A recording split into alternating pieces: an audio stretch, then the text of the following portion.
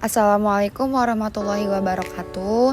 Perkenalkan, nama saya Sita Nur Fadila. Saya di sini akan menjelaskan mind mapping. Yang pertama, periode 1945 sampai dengan 1966. Pada periode ini merupakan pengalaman yang penting dalam sejarah bangsa dan juga sastra Indonesia. Pada saat Jepang menjajah negara Indonesia, Jepang juga ada sisi baiknya karena di situ Jepang melarang negara Indonesia untuk berbahasa yang lain. Jadi Jepang itu menyuruh negara Indonesia menggunakan bahasa Indonesia itu tersendiri. Tentu saja kebijakan Jepang membatasi para seniman, salah satunya segala macam surat kabar dan majalah dilarang terbit kecuali terbitan yang berada di bawah pengawasan Jawa Sin Bangkai. Selain itu, pendirian kantor pusat kebudayaan yang pada dasarnya digunakan untuk menindas kebudayaan Indonesia dan sebagai alat propaganda oleh Jepang. Secara keseluruhan, sastra Indonesia antara 1945 hingga 1966 mencerminkan dinamika politik, sosial, dan ideologi yang berkembang di Indonesia secara kemerdekaan.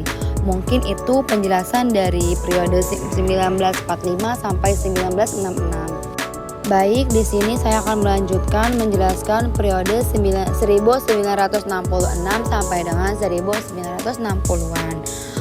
Pada periode ini, periode 66 dalam sastra Indonesia merujuk pada perkembangan sastra yang terjadi setelah gerakan 30 September 1965 yang kemudian dikenal dengan nama Orde Baru yang dipimpin oleh Presiden Soeharto.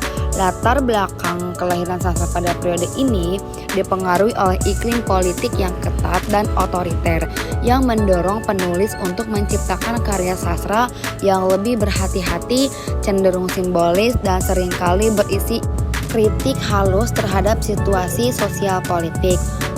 Selain itu, terjadi pembatasan terhadap kebebasan berekspresi sehingga banyak karya sastra yang muncul dalam bentuk yang lebih tersirat dengan menggunakan gaya bahasa yang ambigu dan penuh makna.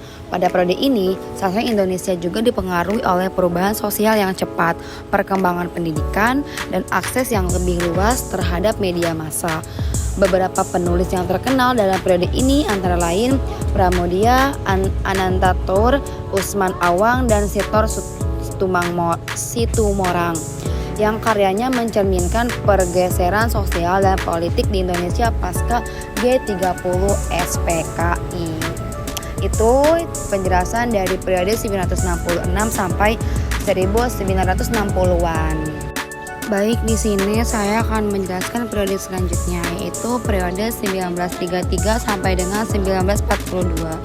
Periode ini perkembangan sastra yang singkat melahirkan banyak, terutama dalam yang kesusastraan Indonesia yang ditongkoki oleh majalah Pujangga Baru.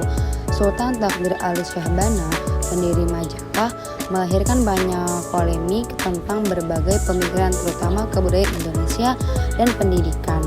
Besarnya pengaruh majalah ini sehingga setiap politik senantiasa meluas menjadi skala nasional.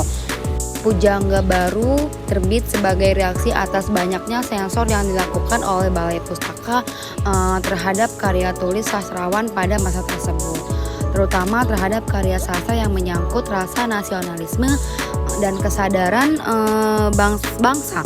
Sastra Pujangga Baru adalah sastra intelektual, nasionalistik, dan elitis.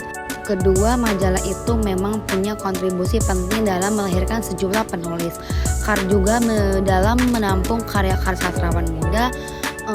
Peranan Pujangga Baru dalam memajukan kesusastraan kita. Salah satu bentuk reaksi atas keberadaan Panji Pustaka yang dinilai tidak memberi ruang yang lebih luas bagi sastrawan dalam mengembangkan kreativitasnya. Di sini aku akan menjelaskan periode selanjutnya, yaitu periode 42 sampai 45.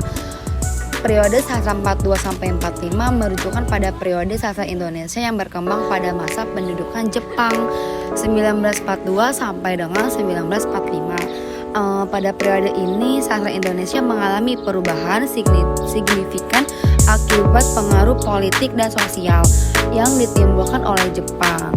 Adapun beberapa ciri khas sastra periode antara lain lain, pengaruh politik dan sosial, kebangkitan sastra baru, bahasa dan bentuk, tokoh dan karya.